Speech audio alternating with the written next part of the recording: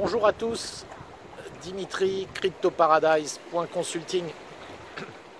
Je vous retrouve en ce jeudi parce que je voulais vous parler de deux sujets majeurs, des news qui sont tombées la semaine dernière d'ailleurs, et qui sont très importantes pour la communauté crypto. La première,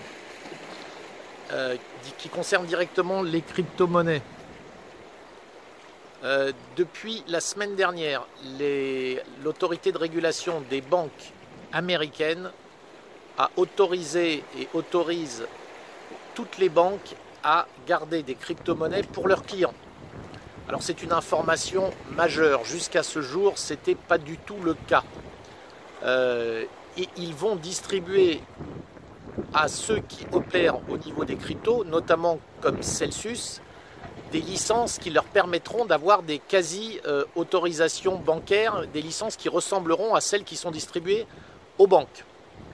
Donc vous voyez, vous avez une première brèche dans le mur qui est en train de s'agrandir et qui rappelle un petit peu les changements qui se sont produits sur différents marchés lors des 10, des 20 ou 30 dernières années.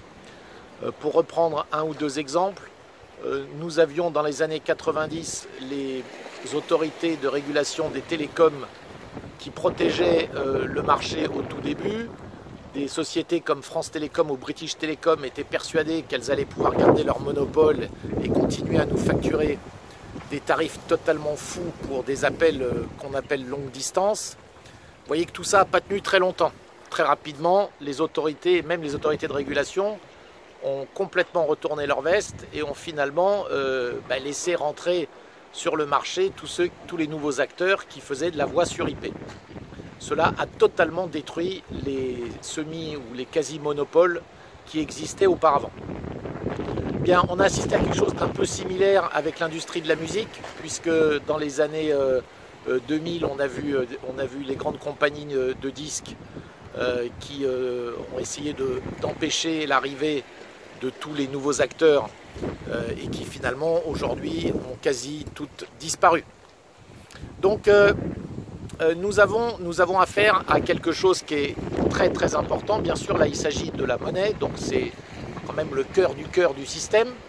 Donc évidemment les choses vont peut-être pas évoluer aussi vite, mais en tout cas la brèche est là et désormais les banques vont pouvoir garder des crypto-monnaies et les proposer à n'importe quel client. Donc c'est quand même quelque chose de très important. Alors il y a une autre information qui n'est pas directement liée au monde des crypto-monnaies mais qui nous concerne, c'est que depuis avant-hier, la Chine et la Russie ont décidé de ne plus faire aucun deal entre eux en dollars. Tous leurs échanges seront hors dollars et selon toute vraisemblance en or. Donc ça c'est une nouvelle majeure également.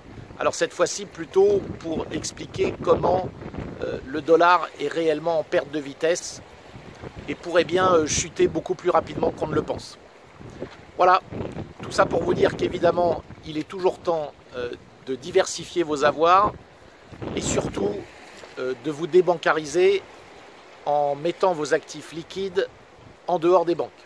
Cela est possible avec Celsius, l'application, comme vous le savez, que je mets en avant au fil de mes vidéos. Si vous aimez mes vidéos, n'hésitez pas à vous abonner directement sur la chaîne YouTube ou bien sur mon site CryptoParadise.consulting. À très bientôt.